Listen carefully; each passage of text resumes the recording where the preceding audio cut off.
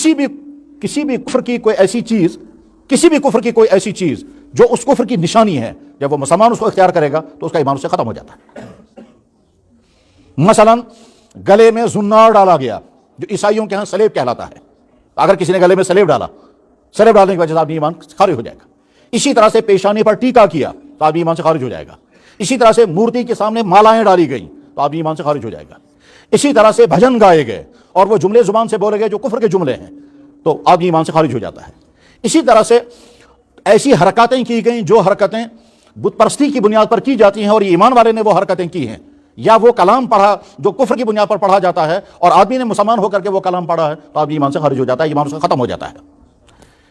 इस नुक्ते को सामने रख करके गौर किया जाए, वो हमारे स्कूल, जिन स्कूलों के अंदर बच्चों को वो प्रायर पढ़ाए जाते हैं जिन प्रायरों में खुल्लम खुल्ला कुफ्र है और शिरक है, तो यकीनन वो उस्ताद जो पढ़ाने वाला है अगर वो ईमान वाला है, वो बच्चे जो पढ़ने वाले हैं अगर वो ईमान वाले हैं, तो इन कुफ्र के प्रायरों को पढ़ने के नतीजे में उनका ईमान खत्म हो जाता है।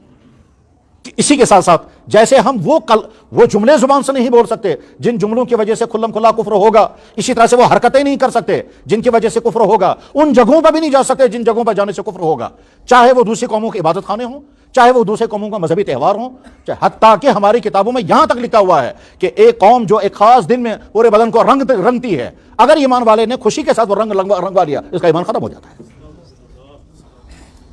ये थोड़ा इतना आसान मामला है। वो तो उलमा इसलिए इसको बयान नहीं करते हैं कि मुसलमानों की सतह नहीं है उसको सुनने की, ईमानी लेवल इतनी नीचे जा चुकी है कि फौरन भी कहता है यार झूठ।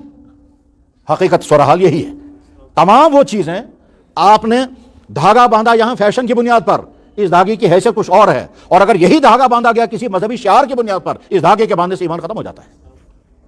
असल में इंटेंशन है मसला कि आप कोई काम जब कर रहे हैं तो इंटेंशन आपका क्या है। हम अगर कोई काम कर रहे हैं इसलिए कि दूसरे मजहब का शियार है और हमें अच्छा लग रहा है, तो जो ही दूसरे मजहब की कोई चीज मजहबी बुनियादों पर जो की होती है अच्छी लग रही है, मुझे याद है कि मुफ्तियों के सामने सवाल आता है, वो मुसलमान जो गैर मुस्लिम सोसाइटियों में बसते हैं, वो मुसलमान गैर मुस्लिम सोसाइटियों में रहने की वजह से तरह तरह के मसाइल उनके सामने रहते हैं। मसलन किसी गैर मुस्लिम की वफात हो गई, अब वो कहते हैं कि जी हम इन आखिरी रसूमात में शिरकत कर सकते हैं या नहीं, हमें क्या क्या करना है। अगर हम कहें कि अगर इस्लाम कहेगा किसी चीज में शिरकत मत करो, किसी चीज शिरकत मत करो, तो रहना उन्हीं के साथ है, बिजनेस उन्हीं के साथ करना है, काम उन्हीं के साथ करना है, लेन देन उन्हीं के साथ है, सोसाइटी उनकी वही है, तो गोया मुकम्मल कट भी नहीं सकते हैं। और अगर कहेंगे सब कुछ करो तो उनका ईमान ही खत्म हो जाएगा, तो वहां दर्जाबंदी की जाती है, आप ये काम भी कर सकते हैं, आप ये काम भी कर सकते हैं, ये काम नहीं कर सकते। आप उनकी ताज़ियत कर सकते हैं,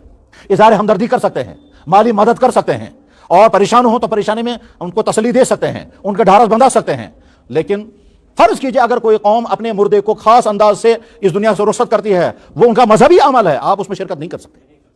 क्यों? इसलिए कि वो तो आपका ही, आपने तो उनकी चीज पसंद कर ली। जहां तक हमारा मजहब हमें इजाजत देगा बस वहां तक हम आपके साथ हैं, और जहां से